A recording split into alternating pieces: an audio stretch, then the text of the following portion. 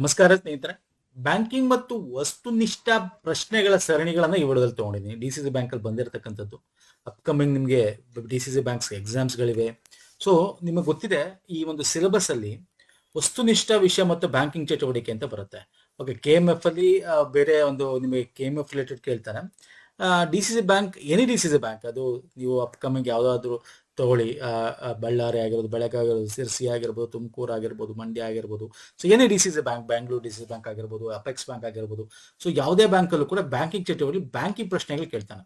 ಒಂದಷ್ಟರಲ್ಲಿ ಸುಮ್ಮನೆ ಕೋಪರೇಟಿವ್ ಪ್ರಶ್ನೆ ಕೇಳ್ತಾನೆ, ಒಂದಲ್ಲಿ ತುಂಬಾ ಡೀಪ್ ಆಗಿ ಬ್ಯಾಂಕಿಂಗ್ ಪ್ರಶ್ನೆ ಕೇಳ್ತಾನೆ.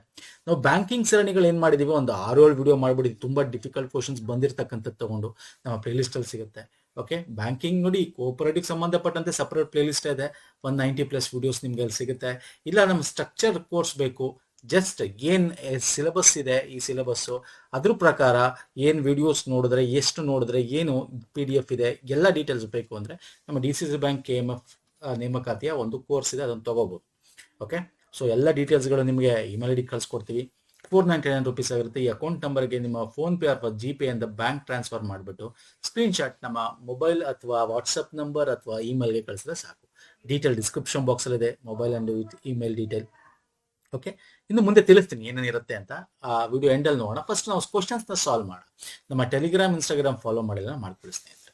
ಸೊ ಬನ್ನಿ, ಹಾಗಾದ್ರೆ ಹೆಂಗ್ ಬರ್ಬೋದು. ಸ್ವಲ್ಪ ಡಿಫಿಕಲ್ಟಿ ಅಂದ್ರೆ ಬ್ಯಾಂಕಿಂಗ್ ರಿಲೇಟೆಡ್ ಹೆಚ್ಚು ಕೇಳೋದಾದ್ರೆ, ಕೋಪರೇಟಿವ್ ಅಂದ್ರೆ ಬ್ಯಾಂಕಿಂಗ್ ಅಂತ ತಕ್ಷಣ ಕೋಪರೇಟಿವ್ ಬ್ಯಾಂಕಿಂಗ್ ಬಗ್ಗೆ ಯಾರು ಕೇಳಬಹುದು, ಅಥವಾ ಜನರಲ್ ಪಬ್ಲಿಕ್ ಸೆಕ್ಟರ್ ಬ್ಯಾಂಕಿಂಗ್, ಸಾರ್ವಜನಿಕ ಬ್ಯಾಂಕ್ ಬಗ್ಗೆನೂ ಕೇಳುವಂತ ಪ್ರಶ್ನೆಗಳು ಬರ್ತವೆ, ಬಂದಿವೆ ಕೂಡ.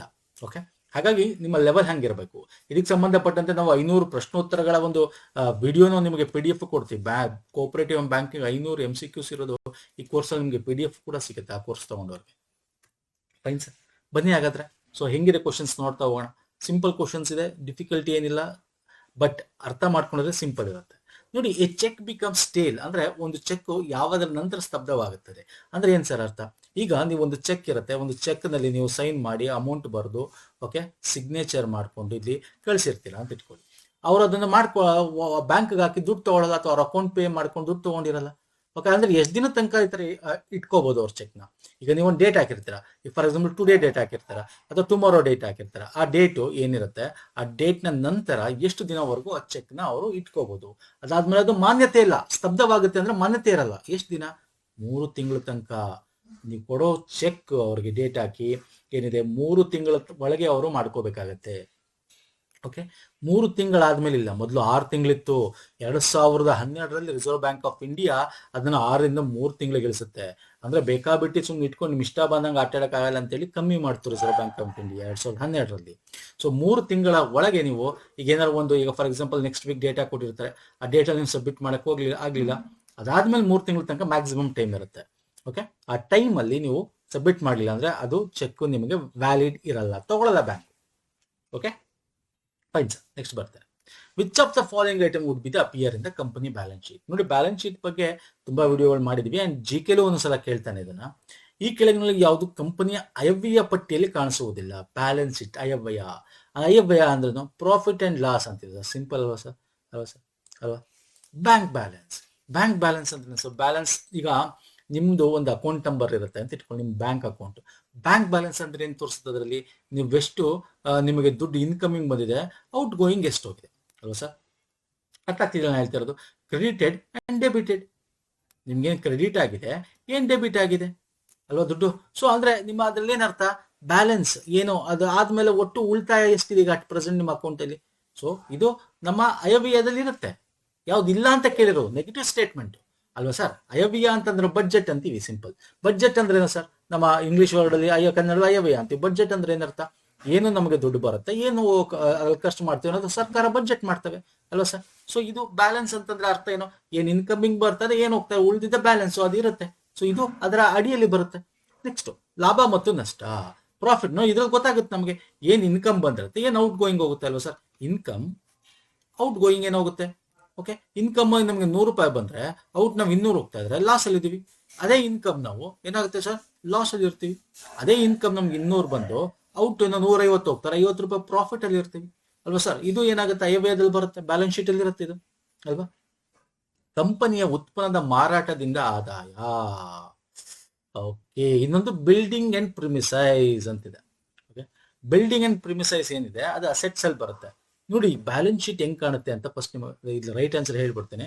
ಯಾವುದು ಕಂಪನಿ ಬ್ಯಾಲೆನ್ಸ್ ಶೀಟ್ ಅಲ್ಲಿ ಇರಲ್ಲ ಅಂತ. ಕಂಪನಿ ಉತ್ಪನ್ನದ ಮಾರಾಟದಿಂದ ಆದಾಯ ಇದೆಯಲ್ಲ, ಅದು it is profit and loss ಒಳಗೆ ಬಂದ್ಬಿಡುತ್ತೆ. ಬ್ಯಾಲೆನ್ಸ್ ಶೀಟ್ ಒಳಗೆ ಇರಲ್ಲ, ಅದು ಪ್ರಾಫಿಟ್ ಅಂಡ್ ಲಾಸ್ ಎಲ್ಲ ರೆಕಾರ್ಡ್ ಆಗ್ಬಿಟ್ಟಿರುತ್ತೆ. ಅರ್ಥ ಆಗ್ತಿಲ್ಲ ನಾನು ಹೇಳ್ತಾ ಇರೋದು? ನೀವು ಒಂದು ಬ್ಯಾಲೆನ್ಸ್ ಶೀಟ್ ಅಂತ ತಗೊಂಡ್ರೆ ಈ ರೀತಿ ಇರುತ್ತೆ. ನಾನು ತುಂಬಾ ಸಲ ತೋರಿಸಿದ್ದೀನಿ ನಿಮಗೆ ಇದನ್ನ. ಅಸೆಟ್ಸ್ ಅಂಡ್ ಲಯಬಿಲಿಟೀಸ್ ಅಂತ ಕರಿತೀವಿ. ಅಸೆಟ್ಸ್ ಅಂದ್ರೇನು, ನೀವು ಕಂಪನಿಗೋಸ್ಕರ ನಿಮ್ದು ಏನು ಆಸ್ತಿಗಳಿರ್ತವೆ. ಓಕೆ, ಫಾರ್ ಫಿಕ್ಸ್ಡ್ ಅಸೆಟ್ ಏನಿರುತ್ತೆ, ದುಡ್ಡು ಫಿಕ್ಸ್ಡ್.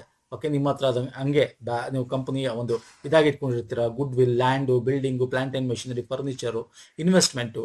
ಓಕೆ, ಇನ್ಕಮ್ ಏನು ಬಂದಿರುತ್ತೆ. ಓಕೆ, ಸೊ ಇವೆಲ್ಲ ರಿಸೀವಬಲ್, ನಿಮ್ಗೆ ಏನು ದುಡ್ಡು ಬರಬೇಕಾಗಿರುತ್ತೆ. ಸೊ ಅವೆಲ್ಲ ಅಸೆಟ್ಸ್ಗಳು ನಿಮಗೆ. ಲಯಬಿಲಿಟೀಸ್ ಅಂದ್ರೇನು, ನೀವೇನು ಟ್ಯಾಕ್ಸ್ ಕಟ್ಟಬೇಕು, ಮತ್ತೆ ನೀವೇನು ಸಾಲ ತೀರಿಸ್ಬೇಕು, ಮತ್ತೆ ನೀವೇನು ಓವರ್ ಡ್ರಾಫ್ಟ್ ತಗೋತೀರಾ, ಅಥವಾ ನೀವೇನು ಲೋನ್ ಒಂದು ಇದು ತೀರಿಸ್ತೀರಾ, ಅಥವಾ ನೀವು ಸ್ಯಾಲರೀಸ್ ಕೊಡ್ತೀರಾ. ಇವೆಲ್ಲ ಲಯಬಿಲಿಟೀಸ್ ಅಲ್ಲಿ ಬರುತ್ತೆ, ಖರ್ಚುಗೂ. ಓಕೆ, ಸೊ ಈ ತರದ್ದು ಎಕ್ಸಾಮ್ ಅಲ್ಲಿ ಕೇಳ್ತಾನೆ ಸ್ನೇಹಿತರೆ ಬ್ಯಾಂಕಿಂಗ್ ಅಲ್ಲಿ. ಫೈನ್ ಸರ್, ನೆಕ್ಸ್ಟ್ ಬರ್ತೀನಿ. ಯಾವ ಪಾವತಿ ವ್ಯವಸ್ಥೆಯು ಗಂಟೆಗಳ ಆಧಾರದ ವಹಿವಾಟನ್ನು ಸ್ಥಿರಗೊಳಿಸುತ್ತದೆ? RTGS, NEFT, ಸ್ವಿಫ್ಟ್, MICR ಎಲ್ಲ ಗೊತ್ತಿರಬೇಕು. ಒಂದ್ಸಲ ಫುಲ್ ಫಾರ್ಮ್ ಕೇಳ್ತಾನೆ. RTGS ಅಂದ್ರೆ ರಿಯಲ್ ಟೈಮ್ ಗ್ರಾಸ್ ಸೆಟಲ್ಮೆಂಟ್ ಅಂತೀವಿ. NEFT ಅಂದ್ರೇನು, ಇದರಲ್ಲಿ ಇನ್ನೊಂದು ಬರುತ್ತೆ IMPS ಅಂತ, ಪೇಮೆಂಟ್. ಓಕೆ, ಪೇಮೆಂಟ್ ಸರ್ವಿಸ್ಗಳಲ್ಲಿ IMPS, RTGS ಅಂಡ್ NEFT ಅನ್ನೋದು ಇರುತ್ತೆ. So this is very important. ಇಷ್ಟು ನಮಗೆ ಪೇಮೆಂಟ್ ಒಂದು ಮಾಡೋ ಮೆಥಡ್ ಅಲ್ಲಿ ಇರುತ್ತೆ. ಇದನ್ನ ಬಗ್ಗೆ ಎಕ್ಸಾಮ್ ಅಲ್ಲಿ ಕೇಳ್ತಾರೆ. ಸ್ವಿಫ್ಟ್ ಅಂದೇನು, ಸ್ವಿಫ್ಟ್ ಗೊತ್ತಿರಬೇಕು. ಸ್ವಿಫ್ಟ್ ಅಲ್ಲಿ ಮೋಸ ಹೋದವ್ರು ತುಂಬಾ ಜನ ಇದ್ದಾರೆ ಹೊರಗಡೆ. ಅಲ್ಲಿ ನೀರವ್ ಮೋದಿ ಆಗಿರೋದು, ಬೇರೆ ಬೇರೆ ಮೋಸ ಮಾಡಿರ್ತಾರೆ. ಹೆಂಗೆ sir, what is this Swift ಅಂದ್ರೇನು? ಸೊ ಎಲ್ಲಾನು ತಿಳ್ಕೋಣ. MICR ಅಂತೂ ಅಲ್ವೇ? MICR ಎಲ್ಲಿರುತ್ತೆ ಹೇಳ್ತೀರಾ? ಕಮೆಂಟ್ ಮಾಡ್ತೀರಾ? MICR ಅಲ್ಲ, MICR ಅಂದ್ರೆ ಮ್ಯಾಗ್ನೆಟಿಕ್ ಇಂಕ್ ಕ್ಯಾರೆಕ್ಟರ್ ರೆಕಗ್ನೈಸೇಷನ್ ಅಂತ ಕರಿತೀವಿ. ಏನ್ sir full form? Magnetic ink character recognition. ನಿಮ್ಮ ಚೆಕ್ ಬುಕ್ ಅಲ್ಲಿ ಇರುತ್ತೆ ನೋಡಿ, ಒಂಥರ ಇಲ್ಲಿ ಬಾರ್ ತರ ಹಿಂಗಿರುತ್ತಲ್ಲ, ಒಂದ್ ಹಿಂಗೆ ಮುಂದೆ ತೋರಿಸ್ತೀನಿ ಅದು ನಿಮಗೆ. ಒಂದು ಚೆಕ್ ಬುಕ್ ಸ್ಯಾಂಪಲ್ ತಗೊಂಡು ತೋರಿಸ್ತೀನಿ MICR ಅಂದ್ರೆ ಏನು ಅಂತ. ಓಕೆ, ಮ್ಯಾಗ್ನೆಟಿಕ್ ಇಂಕ್ ರೆಕಗ್ನೈಸೇಷನ್ ಅದನ್ನು ಇದು ಮಾಡಿಕೊಂಡು ನಿಮ್ಮ ಕಂಪ್ಲೀಟ್ ಬ್ಯಾಂಕ್ ನ ಡೀಟೇಲ್ ತಗೊಳ್ತಕ್ಕಂಥದ್ದು. ಸೊ ಅದಲ್ಲ. Okay, right answer NEFT. NEFT ಅಂದ್ರೇನು? ಏನು NEFT full form? National electronic fund transfer ಅಂತ. ನೋಡಿ, ಫಸ್ಟು ನಿಮಗೆ ಡಿಫ್ರೆನ್ಸ್ ಹೇಳ್ಬಿಡ್ತೀನಿ, ಆಮೇಲೆ ಇದ್ರ ಬಗ್ಗೆ ಡಿಸ್ಕಸ್ ಮಾಡೋಣ. IMPS ಅಂದ್ರೆ ಇಮಿಡಿಯೇಟ್ ಪೇಮೆಂಟ್ ಸರ್ವಿಸ್ ಅಂತ. 24 ಗಂಟೆ ನೀವು ಹಿಂಗೆ ಹಾಕಿದ ತಕ್ಷಣ ಹಿಂಗೆ ಹೋಗುತ್ತೆ. ಮಿನಿಮಮ್ ₹1 ಹಾಕ್ಬೋದು, ಮ್ಯಾಕ್ಸಿಮಮ್ 5 ಲಕ್ಷ ತನಕ ಪರ್ ಡೇ ಹಾಕ್ಬೋದು. ಕ್ವಿಕ್ ಅರ್ಜೆಂಟ್ ಲೇಟ್ ನೈಟ್ ಟ್ರಾನ್ಸ್ಫರ್ಗೆ ಇಮಿಡಿಯೇಟ್ ಟ್ರಾನ್ಸ್ಫರ್ ಅದು. Okay, NEFT national electronic fund transfer ಅಂತ ಕರಿತೀವಿ. ಇದು ಯಾವಾಗ ಬೇಕಾದ್ರೂ ಮಾಡ್ಬೋದು. ಇದು ಮಿನಿಮಮ್ ₹1, ನೋ ಅಪ್ಪರ್ ಲಿಮಿಟ್, ಆ ಥರ ಏನಿಲ್ಲ. ಇದು ನೀವು ಮಾಡಿದಾಗ ತಕ್ಷಣ ಹೋಗಲ್ಲ, ಒಂದ್ಸಲ ಹೋಗುತ್ತೆ ತಕ್ಷಣ. ಒಂದ್ಸಲ ಏನಾಗುತ್ತೆ ಅಂದ್ರೆ ಹಾಫ್ ಆನ್ ಅವರ್ ಅಥವಾ 1 ಅವರ್, ಫ್ಯೂ ಅವರ್ಸ್ ಅಂತ ಕರಿತೀವಿ. ಓಕೆ, NEFT ಮಾಡಿದಾಗ ಫ್ಯೂ ಅವರ್ಸ್ ತಗೊಳುತ್ತೆ. ಈಗ ಮಾಡಿದ ತಕ್ಷಣ ಅದು ಹಾಫ್ ಆನ್ ಅವರ್, 5 ನಿಮಿಷದಲ್ಲಿ ಹೋಗ್ಬೋದು, 3 ನಿಮಿಷದಲ್ಲಿ ಹೋಗ್ಬೋದು. ಬಟ್ IMPS ಹಂಗಲ್ಲ, RTGS ಹಂಗಲ್ಲ. RTGS ಅಂದ್ರೆ ರಿಯಲ್ ಟೈಮ್ ಗ್ರಾಸ್ ಸೆಟಲ್ಮೆಂಟ್. ಅದೇ ಹೇಳುತ್ತೆ ರಿಯಲ್ ಟೈಮ್ ಗ್ರಾಸ್ ಸೆಟಲ್ಮೆಂಟ್ ಅಂತ. ಫುಲ್ ನಿಮಗೆ ಸ್ಪೀಡ್ ಅಲ್ಲಿ ಈಗ ಆದ ತಕ್ಷಣ ಹೋಗುತ್ತೆ. ಬಟ್ ಇದಕ್ಕೆ ಮಿನಿಮಮ್ 2 lakhs ಹಾಕ್ಬೇಕು. ಅವು no upper limit. Okay, upper limit ಏನಿಲ್ಲ, ಹಾಕ್ಬೋದು. ಬಿಸ್ನೆಸ್ ಗಳಲ್ಲಿ RTGS ಯೂಸ್ ಮಾಡ್ತಾರೆ. ಕಂಪ್ನಿಗಳಲ್ಲಿ ಒಬ್ಬರು ಬಿಲ್ ಆದ್ಮೇಲೆ ಅವ್ರಿಗೆ ಟ್ರಾನ್ಸ್ಫರ್ ಮಾಡಕ್ಕೆ, ಯಾಕಂದ್ರೆ ಎಬೋ 2 lakhs ಬಿಲ್ ಆಗಿರುತ್ತೆ. ಸೊ ಟ್ರಾನ್ಸ್ಫರ್ ಮಾಡಕ್ಕೆ, ಸೊ ಅಂತದಕ್ಕೆ RTGS ಯೂಸ್ ಮಾಡ್ತಾರೆ. ನಾರ್ಮಲ್ ನಾವು ಲೈಫ್ಗಳಲ್ಲಿ NEFT ಯೂಸ್ ಮಾಡ್ತೀವಿ. ಇದು ಹಾಫ್ ಅನ್ ಅವರ್ ಅಥವಾ 1 ಅವರ್ ಒಳಗೆ ಅದಕ್ಕೆ ಮ್ಯಾಕ್ಸಿಮಮ್ ಅಂದ್ರೆ ಒಂದು ಸೆಟ್ ಆಫ್ ಇದನ್ನ ಇಟ್ಕೊಂಡಿರ್ತಾರೆ. ಹಿಂಗೆ ಟ್ರಾನ್ಸ್ಫರ್ ಆದ ತಕ್ಷಣ ಹಾಫ್ ಅನ್ ಅವರ್ ಒಂದಷ್ಟು ಟಕ್ ಅಂತ ಹೋಗ್ಬಿಡುತ್ತೆ. ಸೊ ಆ ತರ. ಸೊ ಇಲ್ಲಿ ರೈಟ್ ಆನ್ಸರ್ ಯಾವುದು sir? Half an hour, 1 hour ಅಂದ್ರೆ NEFT. Okay, so this is the main difference. And ಇನ್ನೊಂದು ಸ್ವಿಫ್ಟ್ ಬಗ್ಗೆ ಹೇಳ್ತಾ ಇದೆ. ಸ್ವಿಫ್ಟ್ ಅಂದ್ರೆ society for world wide inter bank financial telecommunication ಅಂತ ಕರಿತೀವಿ. Society for world bank inter bank financial telecommunication. ಏನ್ sir ಇದು? ವಾಟ್ ಇಸ್ ದಿಸ್ ಅಂದ್ರೆ, ಈಗ ನಮ್ಗೆ ಹೆಂಗೆ ಒಂದು ರೆಫರೆನ್ಸ್ ಬೇಕು ಸರ್. ಈಗ ನೀವು ಫಾರಿನ್ಗೆ ಹೋಗ್ತೀರಾ ಅಂತ ಇಟ್ಕೊಳ್ಳಿ. ಫಾರಿನ್ಗೆ ಹೋಗಿ ಅಲ್ಲಿ ನೀವು ಲೋನ್ ತಗೋತೀರಾ ಯಾವ್ದಾದ್ರು ಬ್ಯಾಂಕ್ ಅಲ್ಲಿ. ಓಕೆ, ಲೋನ್ ತಗೊಂಡಾಗ ಬ್ಯಾಂಕ್ ನಿಮ್ಗೆ ಏನು, ನಿಮ್ಮ ಯಾವ್ದಾದ್ರು ಫಾರಿನ್ ಅಲ್ಲಿ ನಿಮ್ದು ಏನಿಲ್ಲ, ಫಾರಿನ್ ಬಿಸ್ನೆಸ್ ಮಾಡ್ಬೇಕು, ಮತ್ತೊಂದು ಮಾಡಬೇಕು, ಲೋನ್ ತಗೊಳಕ್ ಅಪ್ಲೈ ಮಾಡ್ತೀರಾ. ಓಕೆ, ಎಸ್ಟಾಬ್ಲಿಷ್ ಮಾಡಬೇಕು, ಫಾರಿನ್ ಇಂದ ಲೋನ್ ತಗೋತೀರಾ. ಆಗ ನಿಮ್ಮ ಒಂದು ಬ್ಯಾಂಕ್ ಇರುತ್ತಲ್ಲ, ಯಾವುದು ಅಟ್ ಯುವರ್ ಕಂಟ್ರಿ, ಅಂದ್ರೆ ಫಾರ್ ಎಕ್ಸಾಂಪಲ್ ಇಂಡಿಯಾದಲ್ಲಿ ನಿಮ್ಮ ಬ್ಯಾಂಕ್ ಅಕೌಂಟ್ ಇರುತ್ತೆ. ಅವರು ನಿಮಗೆ ಫಾರಿನ್ ಬ್ಯಾಂಕ್ಗೆ ಗ್ಯಾರಂಟಿ ಕೊಡೋದು, ಅದನ್ನ ಸ್ವಿಫ್ಟ್ ಮುಖಾಂತರ ಕೊಡ್ತಾರೆ. Society for world wide inter bank financial telecommunication ಅಂತ ಹೇಳ್ತಕ್ಕಂಥದ್ದು. ಈ ಬ್ಯಾಂಕು ಆ ಬ್ಯಾಂಕ್ಗೆ, ಆಗ ನಿಮ್ಮಲ್ಲಿ ಅಲ್ಲಿ ಅಕೌಂಟ್ ಇರ್ಬೋದು, ಅಲ್ಲಿ ನಿಮ್ಮಷ್ಟು ಒಂದು ಅಸೆಟ್ಸ್ ಇರ್ಬೋದು, ದುಡ್ಡು ಇರ್ಬೋದು ಅಲ್ವಾ, ಅವ್ರು ನಿಮಗೆ ಗ್ಯಾರಂಟಿ ಆ ಬ್ಯಾಂಕ್ಗೆ ಕೊಡ್ತಾರೆ. ಏನಾದ್ರು ಲಾಸ್ಟ್ ನೀವೇನಾದ್ರು ಅಲ್ಲಿಗೆ ವಾಪಸ್ ತೀರಿಸಿಲ್ಲ ಫಾರಿನ್ ಬ್ಯಾಂಕ್ ಅಥವಾ ಫಾರಿನ್ ಇನ್ಸ್ಟಿಟ್ಯೂಷನ್ ಅಲ್ಲಿ ಅಂದ್ರೆ, ಈ ಬ್ಯಾಂಕ್ ಇಂದ ಅದನ್ನ ಆಫ್ ತಗೋಬಹುದು. ಸೊ ಹಾಗಾಗಿ ಈ ಒಂದು ಕೋಡ್ ಜನರೇಟ್ ಆಗುತ್ತೆ. ಅದನ್ನ society for world wide inter bank financial telecommunication ಅಂತ ಕರಿತೀವಿ. ನೋಡಿ, global messaging network use by financial institutions to securely transmit international transaction instructions. So ಇವರು ಅವ್ರಿಗೆ ಇನ್ಸ್ಟ್ರಕ್ಷನ್ ಕೊಡೋದು ಥ್ರೂ ಟೆಲಿಕಮ್ಯುನಿಕೇಶನ್ ಮುಖಾಂತರ, ಮೆಸೇಜ್ ಮುಖಾಂತರ ಒಂದು ಕೋಡ್ ಜನರೇಟ್ ಮಾಡಿ ಕೊಡ್ತಾರೆ. ಓಕೆ, ಇನ್ನು MICR ಮ್ಯಾಗ್ನೆಟಿಕ್ ಕ್ಯಾರೆಕ್ಟರ್ ರೆಕಗ್ನೈಸೇಷನ್ ಅಂತ ಕರಿತೀವಿ. This is also very important. ಮುಂದೆ ತೋರಿಸ್ತೇನೆ ಅದು ಹೆಂಗಿರುತ್ತೆ ಅಂತ. ಓಕೆ, ಇಲ್ಲಿ ಅರ್ಥ ಆಯ್ತಲ್ಲ ಏನು ಅಂತ. ಸೊ ನೆಕ್ಸ್ಟ್ ಬಂದ್ಬಿಡ್ತೇನೆ, ECB ಯ ಪೂರ್ಣ ರೂಪ ಏನು? ವಾಟ್ ಈಸ್ ECB ಹೇಳ್ತೀರಾ? ECB ಅಂದ್ರೆ ಎಕ್ಸ್ಟರ್ನಲ್ ಕಮರ್ಷಿಯಲ್ ಬಾರೋಯಿಂಗ್ ಅಂತ. ಎಕ್ಸ್ಟರ್ನಲ್ ಕಮರ್ಷಿಯಲ್ ಬಾರೋಯಿಂಗ್ ಅಂದ್ರೆ ಬಾಹ್ಯ ವಾಣಿಜ್ಯ ಸಾಲ. ಓಕೆ, ವಾಟ್ ಈಸ್ ದಿಸ್ ಬಾಹ್ಯ ವಾಣಿಜ್ಯ ಸಾಲ ಅಂದ್ರೆ, ಈಗ ರೆಸಿಡೆಂಟ್ ಆಫ್ ಇಂಡಿಯಾ, ಓಕೆ, ಅರ್ಹ ನಿವಾಸಿಗಳು ಅನಿವಾಸಿ, ಓಕೆ, ನಾನ್ ರೆಸಿಡೆಂಟ್ ಆಫ್ ಇಂಡಿಯಾದಿಂದ ವಾಣಿಜ್ಯ ಸಾಲವನ್ನು ತಗೊಳ್ಳೋದು. ಕಮರ್ಷಿಯಲ್ ಬಾರೋಯಿಂಗ್ ಸಾಲಗಳು ಅಂದ್ರೆ ಏನರ್ಥ? ನಮ್ಮ ಭಾರತೀಯರು, ಓಕೆ, ಭಾರತೀಯರು ಏನಿರುತ್ತೆ, ನಾನ್ ರೆಸಿಡೆಂಟ್ ಆಫ್ ಇಂಡಿಯಾ ಏನಿರ್ತಾರೆ, ಅಲ್ಲಿನ ಮುಖಾಂತರ, ಫಾರಿನ್ಗಳ ಮುಖಾಂತರ ಬೇರೆ ಒಬ್ಬರ ಹತ್ರ ವಾಣಿಜ್ಯ ಸಾಲಗಳು ಏನಾದ್ರು ತಗೊಳ್ಳೋದು, ಖರೀದಿ ಮಾಡೋದು, ಏನಾದ್ರು ಬಾಂಡ್ ತಗೊಳ್ಳೋದು, ಈ ತರದ್ ಏನಾರು ಇರುತ್ತಲ್ಲ, ಅದನ್ನ ನಾವು ಬಾಹ್ಯ ವಾಣಿಜ್ಯ ಸಾಲ ಅಂತ ಕರಿತೀವಿ. ಓಕೆ, ಇದನ್ನ ಫಾರಿನ್ ಎಕ್ಸ್ಚೇಂಜ್ ಮ್ಯಾನೇಜ್ಮೆಂಟ್ ಆಕ್ಟ್ ಇದೆ. ಓಕೆ, ಒಂದು ಫೇಮಾ ಅಂತ ಕರಿತೀವಿ, ರಿಸರ್ವ್ ಬ್ಯಾಂಕ್, ಅದರ ಅಡಿಯಲ್ಲಿ ನಿರ್ಮಾಣ ಮಾಡ್ತಾರೆ. ಈಗ ಎಂತವ್ರು ತಗೋತಾರೆ? ಈಗ ಫಾರ್ ಎಕ್ಸಾಂಪಲ್, ಇಂಡಿಯಾದಲ್ಲಿ ಒಂದಷ್ಟು ಕಾರ್ಪೊರೇಟ್ ಸಂಸ್ಥೆಗಳಿರ್ತವೆ, ಸಾರ್ವಜನಿಕ ವಲಯದ ಸಂಸ್ಥೆಗಳು, ಅಥವಾ ಈ ನಾನ್ ಬ್ಯಾಂಕಿಂಗ್ ಫೈನಾನ್ಸ್ ಕಂಪನಿ ಅಂತ ಇರ್ತವೆ, ಬ್ಯಾಂಕೇತರ ಹಣಕಾಸುಗಳು. ಅವ್ರುಗಳು ಏನ್ ಮಾಡ್ತಾರೆ ಅಂತ ಫಾರಿನ್ ಇನ್ವೆಸ್ಟ್ಮೆಂಟ್ಗಳಿಂದ, ಫಾರಿನ್ ನಾನ್ ರೆಸಿಡೆಂಟ್ ಆಫ್ ಇಂಡಿಯಾಸ್ಗಳಿಂದ ತಗೋತಾರೆ. ಸೊ ಎಷ್ಟು ತಗೋಬಹುದು? 1 ಬಿಲಿಯನ್ ಪ್ರತಿ ವರ್ಷಕ್ಕೆ ತಗೋಬಹುದು. ಅಥವಾ ಅವ್ರದ್ದೇನು ಒಂದು ಅಸೆಟ್ ಇರುತ್ತಲ್ಲ, ಮೌಲ್ಯ, ಅದರ 300% ವರೆಗೆ ಸಾಲವನ್ನು ತಗೋಬಹುದು. ಇದನ್ನ 3 ವರ್ಷದೊಳಗೆ ಮೆಚುರಿಟಿ ಇರುತ್ತೆ, ಅದನ್ನು ತೀರಿಸಬೇಕಾಗುತ್ತೆ.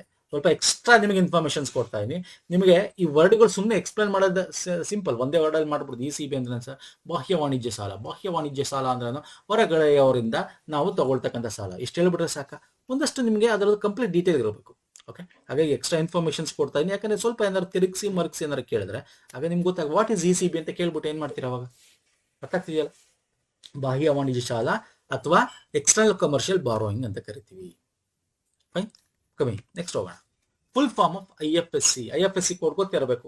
ನಾವು ಬ್ಯಾಂಕ್ ಡೀಟೇಲ್ ಹಾಕ್ತೀನಿ ಅಂತ ಹೇಳಿದ್ರೆ IFSC ಕೋಡ್ ಹಾಕಿದ್ದೀನಿ. ಎಷ್ಟಿರುತ್ತೆ? ಒಂದೊಂದ್ಸಲ ಹೆಂಗ್ ಕೇಳ್ತಾನೆ ಗೊತ್ತಾ? IFSC ಒಟ್ಟು ಎಷ್ಟು ನಂಬರ್ ಆಫ್ ಕೋಡ್ ಇರುತ್ತೆ ಅಂತ? 11 ಇರುತ್ತೆ. 11ರಲ್ಲಿ 6 ಒಂದು, ಲಾಸ್ಟ್ 4 ಮತ್ತೆ ಮಧ್ಯದಲ್ಲಿ 1 ಇರುತ್ತೆ. ಇದು ಏನ್ ಹೇಳುತ್ತೆ ಅಂತ ಹೇಳ್ತಾರೆ. ಮಧ್ಯದಲ್ಲಿ 0 ಇರುತ್ತೆ, 1 ಇರಲ್ಲ, 0 ಫಾರ್ ಫ್ಯೂಚರ್ ಎಕ್ಸ್ಪೆನ್ಷನ್ ಅಂತ. ಫಸ್ಟ್ 6, ಲಾಸ್ಟ್ 4 ಏನ್ ಹೇಳುತ್ತೆ ಅಂತ ಕೇಳ್ತಾನೆ. ಕೇಳ್ಬೋದು ಎಕ್ಸಾಮ್ ಅಲ್ಲಿ. ಇವೆಲ್ಲ ಬೇರೆ ಬೇರೆ ಕೇಳಿದಾನೆ, ಬೇರೆ ಬೇರೆ ಗ್ರೂಪ್ ಸಿ ಲೆವೆಲ್ ಅಲ್ಲಿ, KS ಲೆವೆಲ್ ಕೇಳಿದಾನೆ. ಇದು ಬ್ಯಾಂಕಿಂಗ್ ಚಟುವಟಿಕೆ ಅಂತ ಕೇಳಬಹುದು. So what is IFSC? IFSC ಅಂದ್ರೆ ಇಂಡಿಯನ್ ಫೈನಾನ್ಷಿಯಲ್ ಸಿಸ್ಟಮ್ ಕೋಡ್ ಅಂತ ಕರಿತೀವಿ. ಇಂಡಿಯನ್ ಫೈನಾನ್ಷಿಯಲ್ ಸಿಸ್ಟಮ್ ಕೋಡ್ ನಾನು ತೋರಿಸ್ತೀನಿ, ಐ ವಿಲ್ ಶೋ ಯು. ಈಗ ಫಾರ್ ಎಕ್ಸಾಂಪಲ್ ಇದೊಂದು ಕೋಡ್ ಅಂತ ತಗೊಳ್ಳೋಣ. ಎಕ್ಸಾಂಪಲ್ ತಗೊಂಡು ಎಕ್ಸ್ಪ್ಲೇನ್ ಮಾಡ್ತೇನೆ. 11 ಕ್ಯಾರೆಕ್ಟರ್ಸ್ ಇರುತ್ತೆ ಇದರಲ್ಲಿ. ಫಸ್ಟ್ 6 ಕೋಡ್ ಅಂತ ಏನ್ ಹೇಳಿದೆ, ಫಸ್ಟ್ 4 ಕೋಡ್. ಇದು 6 ಅಲ್ಲ, first 4, last 6. Okay, first 4 code ಏನಿದೆ, XBIN ಅಂತ ಇದೆಯಲ್ಲ, ಕ್ಯಾರೆಕ್ಟರ್ಸ್ ಇದೆಯಲ್ಲ. ಈಗ ಫಾರ್ ಎಕ್ಸಾಂಪಲ್ ICIC ಅಂತ ಇರುತ್ತೆ.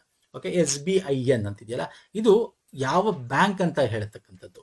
ಓಕೆ, ಯಾವ ಬ್ಯಾಂಕ್ ಅದು? SBI, ICICI, ಈಗ HDFC ಅಂತ ಇರುತ್ತೆ ಸ್ಟಾರ್ಟಿಂಗ್. ಸೊ ಫಸ್ಟ್ 4 ಆಲ್ಫಾಬೆಟ್ಸ್ ಏನಿರುತ್ತೆ ಅದು ಬ್ಯಾಂಕ್ ನೇಮ್ ಇರುತ್ತೆ 11ರಲ್ಲಿ. ಓಕೆ, ಲಾಸ್ಟ್ 6 ಇರುತ್ತಲ್ಲ, ಲಾಸ್ಟ್ 6 ಈ ಫಸ್ಟ್ 4 ಆಯ್ತಾ, ಇದನ್ನ ಬಿಟ್ಬಿಡಿ. ಲಾಸ್ಟ್ 6 ಇರುತ್ತಲ್ಲ, ಇದು ಯಾವ ಬ್ರಾಂಚ್ ಅಂತ ಹೇಳುತ್ತೆ. ಈಗ ನಿಮ್ಗೆ ಗೊತ್ತಿದೆ, ಯಾವ್ದೋ ಒಂದು ಬ್ಯಾಂಕ್ ಅಲ್ಲಿ ತುಂಬಾ ಬ್ರಾಂಚಸ್ ಇರುತ್ತಲ್ವ ಸರ್. ನಿಮ್ಮ ಒಂದು ಯಾವ್ದಾದ್ರು ತಗೊಳ್ಳಿ ಏರಿಯಾ, 2-3 ಇರುತ್ತೆ ದೊಡ್ಡ ಏರಿಯಾ ಆಗಿದ್ರೆ. ಸೊ ಹಂಗೆ ಒಂದು ಜಿಲ್ಲೆಯಲ್ಲಿ ಎಷ್ಟು ಸಾವಿರಾರು ಬ್ರಾಂಚಸ್ ಇರುತ್ತೆ, ಒಂದೊಂದಕ್ಕೂ ಒಂದೊಂದು ಕೋಡ್ ಕೊಡಬೇಕು. ಹಾಗಾಗಿ ಆ ಬ್ರಾಂಚಸ್ಗೆ ಕೊಡ್ತಕ್ಕಂಥ ಕೋಡ್. ಮಧ್ಯದಲ್ಲಿ 0 ಇರುತ್ತಲ್ಲ, ಅದನ್ನ ಫ್ಯೂಚರ್ ಎಕ್ಸ್ಪಾನ್ಷನ್ ಅಂತ, ಫ್ಯೂಚರ್ ರಿಸರ್ವ್ ಅಂತ ಇಟ್ಟಿದ್ದಾರೆ. ಮುಂದೆ ತುಂಬಾ ಬ್ರಾಂಚಸ್ ಬರ್ಬೋದು, ಆಗ ಯೂಸ್ ಮಾಡ್ಕೋಬಹುದು, ಅಥವಾ ಬೇರೆ ಏನಾದ್ರು ತರಬಹುದು, ಅವಾಗ ಅದನ್ನ ಯೂಸ್ ಮಾಡ್ಕೋಬಹುದು. ಹಾಗೆ ಮಧ್ಯದಲ್ಲಿ 0 ಅಂತ ಬಿಟ್ಟಿರ್ತಾರೆ. ಓಕೆ, ಇದು ಗೊತ್ತಿರಬೇಕು IFSC. ಅಂಡ್ ನಾನು ನಿಮ್ಗೆ ಹೇಳ್ದೆ IFSC ಕೋಡ್ ಅಂತಕ್ಕಂಥದ್ದು ನಿಮ್ಮ ಒಂದು ಚೆಕ್ ಬುಕ್ ಅಲ್ಲಿ ಇರುತ್ತೆ. ಇದಕ್ಕೆ ಚೆಕ್ ಬುಕ್ ಇದು. ಇಲ್ಲಿ ನೋಡಿ, ಇದು ಕೆಳಗಡೆ ಇದೆಯಲ್ಲ, ಈಗ PUNB ಪಂಜಾಬ್ ಚೆಕ್ ಬುಕ್. ನಾ MICR ಬಗ್ಗೆ ಮಾತಾಡ್ತಾರೆ. 9 ಡಿಜಿಟ್ ಇರುತ್ತೆ ಅದು ಅಂತ. ಇಲ್ಲಿರುತ್ತೆ ನೋಡಿ, ಇಲ್ಲಿ ಒಂದು ಕೋಡ್ ತರ ಇದೆಯಲ್ಲ ನೋಡಿ ಇಲ್ಲಿ ಕೆಳಗಡೆ, ಇದು MICR ಅಂತ ಕರಿತೀವಿ. ಓಕೆ ಸರ್, ಫೈನ್, ಅರ್ಥ ಆಗ್ತಿದೆಯಲ್ಲ? ಇದು ಗೊತ್ತಿರಬೇಕು. ಈಗ ಒಂದು ಚೆಕ್ ಅಲ್ಲಿ ನೋಡಿ, ಈ ಚೆಕ್ ಅಲ್ಲಿ ಈಗ ಇಲ್ಲಿ ಮೇಲ್ಗಡೆ ಹಿಂಗ್ ಕ್ರಾಸ್ ಮಾಡ್ತಾರೆ, ಅಂದ್ರೆ ಏನು? ಅಕೌಂಟ್ ಪೇ ಅಂತ, ಕ್ರಾಸ್ ಚೆಕ್ ಅಂತ ಕರಿತೀವಿ. ಕ್ಯಾನ್ಸಲ್ ಚೆಕ್ ಬೇರೆ, ಕ್ಯಾನ್ಸಲ್ ಇದು ಕ್ರಾಸ್ ಅಥವಾ A/C ಅಂತ ಇಲ್ಲಿ ಬರುತ್ತಾರೆ. ಅಥವಾ ಜಸ್ಟ್ ಕ್ರಾಸ್ ಮಾಡೋದು ಸಾಕು. ಕ್ರಾಸ್ ಚೆಕ್ ಅಂತಂದ್ರೆ ಅಕೌಂಟ್ ಮಾತ್ರ ಹಾಕ್ಬೇಕು ಅಂತ, ಕ್ಯಾಶ್ ಕೊಡಬಾರ್ದು ಅಂತ ಅರ್ಥ. ಓಕೆ, ಮತ್ತೆ ಈ ಕ್ಯಾನ್ಸಲ್ ಚೆಕ್ ಅಂತ ಬರುತ್ತೆ. ಕ್ಯಾನ್ಸಲ್ ಅಂದ್ರೆ ಚೆಕ್ ಅಲ್ಲಿ ಯಾವುದೇ ಸೈನ್ ಮಾಡಿಲ್ಲ, ಏನೂ ಮಾಡಿರಲ್ಲ, ಹಿಂಗ್ ಹಾಕ್ಬಿಟ್ಟು ಇಲ್ಲಿ ಕ್ಯಾನ್ಸಲ್ ಅಂತ ಬರುತ್ತೆ. ಇವೆಲ್ಲ ನಿಮಗೆ ಗೊತ್ತಿರಬೇಕು. ಮುಂದೆ ಪ್ರಶ್ನೆ ಇದೆ, ಅದನ್ನು ತಗೋತೀನಿ ನಾನು. ಓಕೆ, ಅರ್ಥ ಆಗ್ತಿದೆಯಲ್ಲ? ನೆಕ್ಸ್ಟ್ ಬನ್ನಿ ಸ್ನೇಹಿತರೆ. ಯಾವ ಸೇವೆಗಳು ಅಡಿಯಲ್ಲಿ ಗ್ರಾಹಕನು ತಮ್ಮ ಬ್ಯಾಂಕ್ ಖಾತೆಯನ್ನು ಪ್ರವೇಶಿಸಬಹುದು ಮತ್ತು ಯಾವುದೇ ಸದಸ್ಯ ಬ್ರಾಂಚ್ ಆಫೀಸ್ಗಳಿಂದ ಮೂಲಭೂತ ವಹಿವಾಟು ನಡೆಸಬಹುದು? ಅಂದ್ರೆ ಎನಿ ಬ್ರಾಂಚ್ ಅಲ್ಲಿ ಹೋಗಿ ನೀವು ಟ್ರಾನ್ಸಾಕ್ಷನ್ ಮಾಡ್ಬೋದು. ಈಗ ಯಾವ್ದಾರ ಒಂದು ನಿಮ್ದು SBI ಇದೆ ಅಂತ ಇಟ್ಕೊಳ್ಳಿ. ಯಾವುದೋ SBI ಅಲ್ಲಿ ಈಗ ಫಾರ್ ಎಕ್ಸಾಂಪಲ್ ಹೇಳ್ಬೇಕು ಅಂದ್ರೆ ಬೆಂಗಳೂರು ಮೆಜೆಸ್ಟಿಕ್ ಅನ್ಕೊಂಬೋಣ. ಮೆಜೆಸ್ಟಿಕ್ ಅಲ್ಲಿ ನಿಮ್ ಬ್ರಾಂಚ್ ಇದೆ, ನೀವು ಓಪನ್ ಮಾಡಿರೋ ಅಕೌಂಟ್ ನಿಮ್ಮ ಅದು ಅಕೌಂಟ್ ಬ್ರಾಂಚ್. ಓಕೆ, ನೀವೇನ್ ಮಾಡ್ತೀರಾ? ನೀವು ಹೋಗ್ತೀರಾ ಧಾರವಾಡಕ್ಕೆ ಹೋಗ್ತೀರಾ. ಧಾರವಾಡಲ್ಲಿ ನೀವು SBI ಯಾವುದೇ ಬ್ರಾಂಚ್ಗೆ ಹೋಗಿ ನಿಮ್ಮ ದುಡ್ಡು ಹಾಕ್ಬೋದು, ದುಡ್ಡು ತಗೋದು ಮಾಡ್ಬೋದು. ಸೊ ಈ ತರ ಮಾಡಕ್ಕೆ ಸಾಧ್ಯ ಏನೋ that is called core banking system ಅಂತ ಕರಿತೀವಿ. ಅಥವಾ ನೀವು ಬೇರೆ ರಾಜ್ಯಕ್ಕೆ ಹೋಗಿ ಮಾಡ್ಬೋದು, ಬೆಳಗಾಂಗೆ ಹೋಗಿ ಮಾಡ್ಬೋದು, ಮಂಗಳೂರಿಗೆ ಹೋಗಿ ಮಾಡ್ಬೋದು, ಮೈಸೂರಿಗೆ ಹೋಗಿ ಮಾಡ್ಬೋದು. ನಿಮ್ಮ ಯಾವುದೇ ಅದರ್ ಬ್ರಾಂಚಸ್ ಅಲ್ಲಿ ಸೇಮ್ ಬ್ಯಾಂಕ್ ಅಲ್ಲಿ ನೀವು ಟ್ರಾನ್ಸಾಕ್ಷನ್ ಮಾಡ್ಬೋದು, ದುಡ್ಡು ಹಾಕ್ಬೋದು, ನಿಮ್ಮ ಅಕೌಂಟ್ಗೆ ದುಡ್ಡು ಬೇಕು ಅಂದ್ರೆ ಚೆಕ್ ಕೊಟ್ಬಿಟ್ಟು ಸೆಲ್ಫ್ ತಗೋಬಹುದು. ಸೊ ಇವೆಲ್ಲ ಮಾಡೋದಲ್ಲ. ಇದು ಹೆಂಗ್ ಸಾಧ್ಯ ಅಂದ್ರೆ ಎಲ್ಲಾರ ಹತ್ರ ಡೀಟೇಲ್ಸ್ ಇರುತ್ತೆ, ಅದನ್ನ ಅವ್ರು ಕನೆಕ್ಟೆಡ್ ಆಗಿರ್ತಾರೆ. ಅದನ್ನ ಕೋರ್ ಬ್ಯಾಂಕಿಂಗ್ ಸಿಸ್ಟಮ್ ಅಂತ ಕರಿತೀವಿ. ಓಕೆ, ನೆಕ್ಸ್ಟ್ ಒಂದು ಚೆಕ್ ಅನ್ನು ದಾಟುವಿಕೆಯನ್ನು ರದ್ದುಗೊಳಿಸುವುದು. ಈಗ ತರ ನಿಮ್ಗೆ ಹೇಳ್ತಾ ಇದೆ. ದಾಟುವಿಕೆ ಅಂದ್ರೇನು? Crossing of cheque can be cancelled by. Ultimate crossing of cheque can be cancelled by. Okay, ಬ್ಯಾಂಕರ, ಡ್ರಾಯರ ಅಥವಾ ಇನ್ಯಾರೋ ಅಂತಕ್ಕಂಥದ್ದನ್ನು ಹೇಳಬೇಕು. ಹೇಳ್ತೀರಾ? ಬ್ಯಾಂಕರ, ಡ್ರಾಯರ, ಇನ್ಯಾರೋ ಅಂತಕ್ಕಂಥದ್ದು ಹೇಳಬೇಕು. ಹೇಳ್ತೀರಾ? ಎಸ್, ಪಟಾಪಟ್ ಅಂತ ಹೇಳಿ ನೋಡೋಣ. ಇದು ಅಲ್ಟಿಮೇಟ್ ಕ್ವಶನ್. ಡ್ರಾಯಿ ಅಂದ್ರೇನು? ಡ್ರಾಯರ್ ಅಂದ್ರೇನು? ಪೇಯಿ ಅಂದ್ರೇನು? ಇವೆಲ್ಲ ಕೇಳಿದ್ದಾನೆ ಎಕ್ಸಾಮ್ ಅಲ್ಲಿ, ಕೇಳಿದ್ದಾನೆ, ಬಂದಿರೋದು. ಇದು ಕೂಡ ಬಂದಿರೋದೇ ತಾನೆ DCC ಬ್ಯಾಂಕ್ ಅಲ್ಲಿ ಸ್ನೇಹಿತರೆ. ಓಕೆ, ಸೊ ಇಲ್ಲಿ ಡ್ರಾಯರ್ ಅಂತ ಕರಿತೀವಿ ಸರ್. ಈಗ ತಾನೆ ನಿಮ್ಗೆ ಕ್ರಾಸಿಂಗ್ ಆಫ್ ಚೆಕ್ ಅಂದ್ರೆ ಈಗ ತಾನೇ ಹೇಳಿದೆ. ಹಿಂದಕ್ಕೆ ಬನ್ನಿ ಇಲ್ಲಿ. ಹೀಗೆ ಓಕೆ, ಇದನ್ನ ಬೇಕಾದ್ರೆ ಅಳಿಸೋಣ. ಅಳಿಸ್ಬಿಟ್ಟು ಬೇಕಾದ್ರೆ ಡೀಟೇಲ್ ಇನ್ನೊಂದ್ಸಲ ನಾನು ತೋರಿಸ್ತೀನಿ. ಓಕೆ, ಈಗ ಅಳಿಸ್ಬಿಡೋಣ. ಇಲ್ಲೇನಾಗುತ್ತೆ? ಕ್ರಾಸಿಂಗ್ ಆಫ್ ಚೆಕ್, ಚೆಕ್ ಮೇಲ್ಗಡೆ ನಾವೇನು ಕ್ರಾಸ್ ಮಾಡ್ತೀವಿ ಅಂದ್ರೆ ಅಕೌಂಟ್ ಪೇ. ಈಗ ನಾವು ಅಕೌಂಟ್ ಪೇ ಬರ್ಕ್ ಕೊಟ್ಬಿಟ್ಟಿರ್ತೀವಿ ಸರ್. ಅವರು ಅವ್ನು ನೋಡಿರೋ ತಗೊಂಡೋಗ್ಬಿಟ್ಟಿರ್ತಾನೆ. ಇಲ್ಲಪ್ಪ ನನಗೆ ಬರ್ತಾನೆ ಸಾರ್, ಹಿಂಗೆ ಆಗಲ್ಲ, ಅಕೌಂಟ್ ಪೇ ಹಾಕಿದ್ರೆ ಟೈಮ್ 3-4 ದಿನ ಆಗುತ್ತೆ, ನನಗೆ ಇವತ್ತು ಬೇಕು ದುಡ್ಡು, ನನಗೆ ಡೈರೆಕ್ಟ್ ಸೆಲ್ಫ್ ಪೇ ಚೆಕ್ ಕೊಡಿ ಅಂತಾರೆ. ಆಗೇನ್ ಮಾಡ್ಬೇಕು? ಇದನ್ನ ಕ್ಯಾನ್ಸಲ್ ಮಾಡಿ ಸಿಗ್ನೇಚರ್ ಮಾಡಿ ಕೊಡಬೇಕು. ಅಂದ್ರೆ ಈ ಕೆಲಸ ಮಾಡೋರು ಯಾರು? ಯಾರು ಚೆಕ್ ಕೊಟ್ಟಿರ್ತಾನೆ ಅವನು. ಯಾರು ಚೆಕ್ ಕೊಡೋದನ್ನ ಡ್ರಾಯರ್ ಅಂತ ಕರಿತೀವಿ. ಚೆಕ್ ತಗೊಳ್ಳೋದನ್ನ ಡ್ರಾಯಿ ಅಂತ ಕರಿತೀವಿ. ಬ್ಯಾಂಕ್ನ ನಾನು ನಿಮ್ಗೆ ತೋರಿಸ್ತೀನಿ, ನಿಮ್ಗೆ ಐ ವಿಲ್ ಶೋ ಯು. ಇಲ್ಲಿದೆ ನೋಡಿ, ಇವೆಲ್ಲ ಮಾಡಿದೀವಿ ಸ್ನೇಹಿತರೆ. ನಾವು ಅದನ್ನ ಹೇಳೋದು, ಪರ್ಸನ್ ಅಕೌಂಟ್ ಹೋಲ್ಡರ್ ಇರ್ತಾನಲ್ಲ ಅವನು ಡ್ರಾಯರ್ ಅಂತ ಕರಿತೀವಿ. ಯಾರಾಗ ನಾವು ಚೆಕ್ ಕೊಡ್ತೀವಲ್ಲ ಪರ್ಸನ್ಗೆ ಪೇಯಿ ಅಥವಾ ಬೇರರ್ ಅಂತ ಕರಿತೀವಿ, ಅಥವಾ ಪೇಯಿ ಅಥವಾ ಬೇರರ್ ಅಂತ ಕರಿತೀವಿ. ಯಾವ್ದು ಬ್ಯಾಂಕ್ ಇರುತ್ತಲ್ಲ ಅಲ್ಲಿ ಎಲ್ಲಿಗೆ ಹೋಗುತ್ತಲ್ಲ ಅದನ್ನ ಡ್ರಾಯಿ ಅಂತ ಕರಿತೀವಿ. ಯಾವ ಬ್ಯಾಂಕಿಂದ ತಗೋತೀವಿ? ಡ್ರಾಯರ್, ಇದು ಬೇರರ್ ಅಥವಾ ಪೇಯಿ ಅಂತ ಕರಿತೀವಿ. ಯಾರು ಕೊಡ್ತೀವಿ ಅವ್ರಿಗೆ ಗೊತ್ತಿರ್ಬೇಕಿದು. ಇನ್ ಚೆಕ್ಗಳಲ್ಲಿ ತುಂಬಾ ವಿಧ ಇದೆ. ಆರ್ಡರ್ ಚೆಕ್ ಅಂತಿದೆ, bearer cheque, cheque payable to a person ಹೇಳಿದ್ರೆ ಬೇರರ್ ಅಂತ ಕರಿತೀವಿ. ಬ್ಲಾಂಕ್ ಚೆಕ್ ಅಂದ್ರೆ ಸಿಗ್ನೇಚರ್ ಮಾಡಿ ಹಂಗೆ ಕೊಟ್ಬಿಡೋದು. Stale cheque very important. What is stale cheque ಅಂತ ಕೇಳಬಹುದು. ಮೋರ್ ದನ್ 3 months ಓಲ್ಡ್ ನ ಸ್ಟೇಲ್, ನನ್ನ ಇದಂತಾನೆ ಹೇಳಿದ್ ನಾನು ನಿಮ್ಗೆ ಸ್ಟಾರ್ಟಿಂಗ್ ಕ್ವಶನ್ ತಗೊಂಡಲ್ಲ, ಇದನ್ನೆಲ್ಲ ಹೇಳಿ ನಿಮ್ಗೆ ಸ್ಟೇಲ್ ಚೆಕ್ ಅಂದ್ರೇನು? ಮೋರ್ ದೆನ್ 3 months ಓಲ್ಡ್ ನ ಸ್ಟೇಲ್ ಚೆಕ್ ಅಂತೀವಿ. ಮ್ಯುಟಿಲೇಟೆಡ್ ಚೆಕ್ ಅಂತ ಬರುತ್ತೆ, ಕೇಳ್ಬೋದು ಎಕ್ಸಾಮ್ ಅಲ್ಲಿ. ಮ್ಯುಟಿಲೇಟೆಡ್ ಚೆಕ್ ಅಂದ್ರೇನು? ಚೆಕ್ ಇಸ್ ಸ್ಟೋನ್ ಇಂಟು 2 pieces. 2 ಚೆಕ್ 2 ಪೀಸ್ ಆಗಿದ್ರೆ ಅದನ್ನ ಮ್ಯುಟಿಲೇಟೆಡ್ ಚೆಕ್ ಅಂತೀವಿ. ಪೋಸ್ಟ್ ಡೇಟೆಡ್ ಚೆಕ್ ಅಂದ್ರೆ ಯಾವುದೋ ಮುಂದೆ ಫ್ಯೂಚರ್ ಡೇಟೆಡ್ ಕೊಡೋದು ಪೋಸ್ಟ್ ಡೇಟ್ ಅಂತೀವಿ. ಓಪನ್ ಚೆಕ್ ಅಂದ್ರೇನು? Cheque which has not been crossed, ಅಂದ್ರೆ ಈಗ ತಾನ ನಿಮ್ಗೆ ಹೇಳ್ತಾ ಇದೆ, ಕ್ರಾಸ್ ಮಾಡಿಲ್ಲ ಅಂದ್ರೆ ಅದನ್ನ ಹಿಂಗ್ ಮೇಲ್ಗಡೆ ಜಸ್ಟ್ ಅವರ ಹೆಸರು ಬರೆದು ಅಮೌಂಟ್ ಹಾಕಿ ಸಿಗ್ನೇಚರ್ ಹಾಕೊಟ್ರೆ ಅದನ್ನ ಓಪನ್ ಚೆಕ್ ಅಂತೀವಿ. ಕ್ರಾಸ್ ಚೆಕ್ ಅಂದ್ರೇನು? ನಾನು ಈಗ ತಾನೇ ಹೇಳ್ದೆ ಕ್ರಾಸ್ ಚೆಕ್ ಅಂದ್ರೆ ಏನು ಅಂತ. ಅರ್ಥ ಆಗ್ತಿಲ್ಲ? ಡ್ರಾಯಿ ಯಾರು, ಪೇಯಿ ಯಾರು, ಬೇರರ್ ಯಾರು, ಇವೆಲ್ಲ ಗೊತ್ತಿರಬೇಕು. Ultimate question. ಸರ್ ನೆಕ್ಸ್ಟ್ ಹೋಗ್ತೀನಿ. E banking provides, E banking ಗ್ರಾಹಕರಿಗೆ ಡ್ಯಾಶ್ ಒದಗಿಸುತ್ತದೆ. ನೋಡಿ, ಇ ಬ್ಯಾಂಕಿಂಗ್ ಅಂದ್ರೆ ನೀವು ಬ್ಯಾಂಕ್ ಆ್ಯಪ್ಗಳಿರ್ತವೆ ಅಥವಾ ನೆಟ್ ಬ್ಯಾಂಕಿಂಗ್ ಮಾಡ್ತೀರಾ ಅಂದ್ರೆ ಇಂಟರ್ನೆಟ್ ಬ್ಯಾಂಕಿಂಗ್, ಯಾವುದೇ ಆನ್ಲೈನ್ ಬ್ಯಾಂಕಿಂಗ್ ಸೇವೆನ ನಾವು ಇ ಬ್ಯಾಂಕಿಂಗ್ ಅಂತೀವಿ. ಮತ್ತೆ ಯಾವುದೇ ಸಮಯದಲ್ಲಿ ಬ್ಯಾಂಕಿಂಗ್ ಸೇವೆನ, ಹೌದಲ್ಲ ಸರ್? ಇ ಬ್ಯಾಂಕಿಂಗ್ ಅಂದ್ರೆ ನೈಟ್ ಟ್ರಾನ್ಸ್ಫರ್ ಮಾಡ್ಬೋದು, ಡೇ ಟ್ರಾನ್ಸ್ಫರ್ ಮಾಡಿ, ಎನಿ ಟೈಮ್ ಮಾಡ್ಬೋದು. ಸೊ ಎರಡೂ ಕೂಡ ಸರಿ ಅಲ್ವಾ ಸರ್? ಸಿಂಪಲ್ ಕ್ವಶನ್ ಆಗೈತೆ ಇದು. ನೆಕ್ಸ್ಟ್ ಬರ್ತದೆ, ಯಾವುದೇ ಶಾಖೆ ಇಲ್ಲದ ಬ್ಯಾಂಕ್ಗಳನ್ನು ಏನಂತ ಕರಿತೀವಿ? Okay, banks without any branch. Federal bank ಅಂತೀವಿ. ಫೆಡರಲ್ ಬ್ಯಾಂಕ್ ಅಂದ್ರೇನು ಹೇಳಿ? ಸಂಯುಕ್ತ ಬ್ಯಾಂಕ್. ಫೆಡರಲ್ ಬ್ಯಾಂಕ್ ಅಂದ್ರೇನು? ಡಿಸೆಂಟ್ರಲೈಸ್ಡ್ ಅಥವಾ ಸೆಂಟ್ರಲೈಸ್ಡ್ ಬ್ಯಾಂಕ್ ಅಂತ ಏನ್ ಕರಿತೀವಿ, ತನ್ನದೇ ಆದ ಒಂದು ಇದಿರುತ್ತೆ. ಈಗ ನಮ್ದು ಫೆಡರಲ್ ಕಂಟ್ರಿ, ಸಂಯುಕ್ತ ರಾಷ್ಟ್ರ ಅಂತ ಏನ್ ಕರಿತೀವಿ, ಒಕ್ಕೂಟ ರಾಷ್ಟ್ರ ಅಂತೀವಿ ಸರ್, ಅದಂತೂ ಅಲ್ವೇ ಅಲ್ಲ. ಅಪೆಕ್ಸ್ ಬ್ಯಾಂಕ್ ಅಂದ್ರೆ, ಅಪೆಕ್ಸ್ ಬ್ಯಾಂಕ್ ನಾವು ಕೋಪರೇಟಿವ್ ಅಲ್ಲಿ ಟಾಪ್ ಬ್ಯಾಂಕ್ ಅಂತೀವಿ. ಕೋಪರೇಟಿವ್ ಅಂದ್ರೆ ಒಂದು 3 tier ಅಥವಾ 2 tier structure of the bank ಅಲ್ಲಿ ಟಾಪ್ ಮೋಸ್ಟ್ ಬ್ಯಾಂಕ್, 3 ಟೈರ್ನ ಪೋಸ್ಟ್ ಬ್ಯಾಂಕ್ ನ ಅಪೆಕ್ಸ್ ಬ್ಯಾಂಕ್ ಅಂತ ಕರಿತೀವಿ. ಸೊ ಇದು ಅಲ್ಲ, ಹಾಗಾದ್ರೆ unit bank is the right answer. Unit bank without any branch, ಒಂದೇ ಸಿಂಗಲ್ ಇದೆ ಅದು ಅಂದ್ರೆ ಅದನ್ನ ಯೂನಿಟ್ ಬ್ಯಾಂಕ್ ಅಂತೀವಿ ಸ್ನೇಹಿತರೆ. ಫೆಡರಲ್ ಅಂದ್ರೆ ಬಹು ಸಂಸ್ಥೆಗಳು, ಶಾಖೆಗಳು ಒಟ್ಟಾಗಿ ಸಮನ್ವಯ ಸಾಧಿಸ್ತಕ್ಕಂಥದ್ದು ಫೆಡರಲ್ ಬ್ಯಾಂಕ್ ಅಂತೀವಿ. ಓಕೆ, ಅಪೆಕ್ಸ್ ಬ್ಯಾಂಕ್ ಶ್ರೇಣೀಕೃತ ಸಹಕಾರಿ ಬ್ಯಾಂಕ್ಗಳ ರಚನೆಯಲ್ಲಿ ಅತ್ಯುತ್ತಮ ಮೇಲ್ಗಡೆ ಇರತಕ್ಕಂಥ ಹಣಕಾಸು ಸಂಸ್ಥೆ. ಅತ್ಯುತ್ತಮ ಅಂದ್ರೆ ಟಾಪ್ ಮೋಸ್ಟ್ ಒಂದು ಫೈನಾನ್ಷಿಯಲ್ ಇನ್ಸ್ಟಿಟ್ಯೂಷನ್ ಅಪೆಕ್ಸ್ ಬ್ಯಾಂಕ್ ಅಂತ ಕರಿತೀವಿ. ಅರ್ಥ ಆಗ್ತಿದೆಯಲ್ಲ? ಚೆನ್ನಾಗಿದೆಯಲ್ಲ ಕ್ವಶನ್ಸ್ಗಳು? ಎಸ್, ನೆಕ್ಸ್ಟ್ ಬನ್ನಿ. ಬ್ಯಾಂಕಿಂಗ್ ನಿಯಂತ್ರಣ ಕಾಯ್ದೆ ಅಡಿಯಲ್ಲಿ ಬರುವ ಪ್ರಾಥಮಿಕ ಸಹಕಾರ ಸಂಘವು ದ್ರವ ಸಂಪನ್ಮೂಲಗಳನ್ನು ಡ್ಯಾಶ್ ಅದರ ಬೇಡಿಕೆ ಹೊಣೆಗಾರಿಕೆ ನಿರ್ವಹಿಸಿದೆ. ಅಲ್ಟಿಮೇಟ್ ಕ್ವಶನ್ ಇದು. ಅರ್ಥ ಮಾಡ್ಕೊಳ್ಳಿ, ಜಸ್ಟ್ ಅರ್ಥ ಮಾಡ್ಕೊಳ್ಳಿ ಕ್ವಶನ್ ಏನು ಅಂತ. ಈಗ ನಿಮಗೆ ಗೊತ್ತಿದೆ 2019 ತಿದ್ದುಪಡಿ ಆಯ್ತು, ನಾವೆಲ್ಲ ಮಾಡಿದ್ವಿ ಬ್ಯಾಂಕಿಂಗ್ ಇನ್ ಕೋಆಪರೇಟಿವ್ ಥಿಯರಿ ಕ್ಲಾಸಲ್ಲಿ ಅಲ್ಲ. ಕೋರ್ಸ್ ತಗೊಂಡು PDF ತಗೊಂಡಿರೋರು ಗೊತ್ತಿರುತ್ತೆ, ಅಥವಾ ನಮ್ಮ ಆ ವಿಡಿಯೋ ನೋಡಿರೋರು ಗೊತ್ತಿರುತ್ತೆ, ಪ್ಲೇ ಲಿಸ್ಟ್ ಅಲ್ಲಿ ಚೆಕ್ ಮಾಡಿ. 2019 ತಿದ್ದುಪಡಿ ಆಯ್ತು. ಏನ್ ತಿದ್ದುಪಡಿ ಆಯ್ತು? ಡಿಸ್ಟ್ರಿಕ್ಟ್ ಲೆವೆಲ್, ಜಿಲ್ಲೆ ಮತ್ತು ಅದಕ್ಕಿಂತ ಹೆಚ್ಚು ಜಿಲ್ಲೆ ಅಥವಾ ಮಲ್ಟಿ ಕೋಆಪರೇಟಿವ್ ಬ್ಯಾಂಕ್ಗಳು RBI ಕಂಟ್ರೋಲ್ ಅಲ್ಲಿ ಬರ್ತವೆ. ಯಾವುದಕ್ಕೆ? ಬ್ಯಾಂಕಿಂಗ್ ಆಪರೇಷನ್ಸ್ ಅಲ್ವಾ. ಬಟ್ ಪ್ರಾಥಮಿಕ ಸಹಕಾರ ಸಂಘಗಳು ಬರಲ್ಲ, ಇದು ಗೊತ್ತಿದೆ. ಸೊ ಅದನ್ನೇ ಹೇಳ್ತಾರೆ, ಈಗ ಯಾವ ಬ್ಯಾಂಕ್ RBI ಕಂಟ್ರೋಲ್ ಇರುತ್ತೆ ಅದು cooperative district level cooperative bank ಆಗಲಿ, ಸ್ಟೇಟ್ ಲೆವೆಲ್ ಕೋಆಪರೇಟಿವ್ ಅಥವಾ ಮಲ್ಟಿ ಕೋಆಪರೇಟಿವ್ ಬ್ಯಾಂಕ್ ಆಗಲಿ, ಅದರ್ವೈಸ್ ಪಬ್ಲಿಕ್ ಸೆಕ್ಟರ್ ಬ್ಯಾಂಕ್ ಆಗಲಿ, ಪ್ರೈವೇಟ್ ಸೆಕ್ಟರ್ ಬ್ಯಾಂಕ್ ಆಗಲಿ, ಅವ್ರುಗಳು ಒಂದಷ್ಟು ಲಿಕ್ವಿಡಿಟಿನ ಮೇಂಟೈನ್ ಮಾಡ್ಕೋಬೇಕು. RBI ರೂಲ್ಸ್ ಇದೆ ಅಲ್ಲ ಸರ್. ಮುಂದೆ ಅದನ್ನ ಹೇಳ್ತೀನಿ, ಮುಂದೆ ಕ್ವಶನ್ ಇದೆ ಅಲ್ವಾ. ಅದಕ್ಕೊಂದು ಬೈ ಮಂತ್ಲಿ ಪಾಲಿಸಿಗಳನ್ನೆಲ್ಲ ತರ್ತಾರೆ. ಎಷ್ಟು ದುಡ್ಡು ಇಡಬೇಕು, ಎಷ್ಟು % ಇರಬೇಕೇನೋ ಅಂತ ಒಂದಷ್ಟು ಲಿಕ್ವಿಡಿಟಿ ಮೇಂಟೈನ್ ಮಾಡಬೇಕು ಅಲ್ವಾ ಸರ್.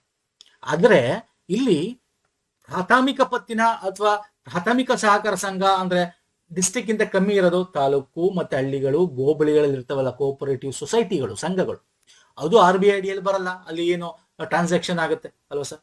ಆದ್ರೂ ಅಲ್ಲಿ ದುಡ್ಡು ಕೊಡ್ತಾರೆ, ಸಾಲನ ಅಲ್ವಾ ಸರ್. ಯಾರು ಕೊಡ್ತಾರೆ? ಒಂದು ವ್ಯವಸಾಯ ಮಾಡಕ್ಕೆ ಮತ್ತೊಂದು ಇದಕ್ಕೆ ಸಾಲ ಕೊಡ್ತಾರೆ ಅಲ್ವಾ ಸರ್.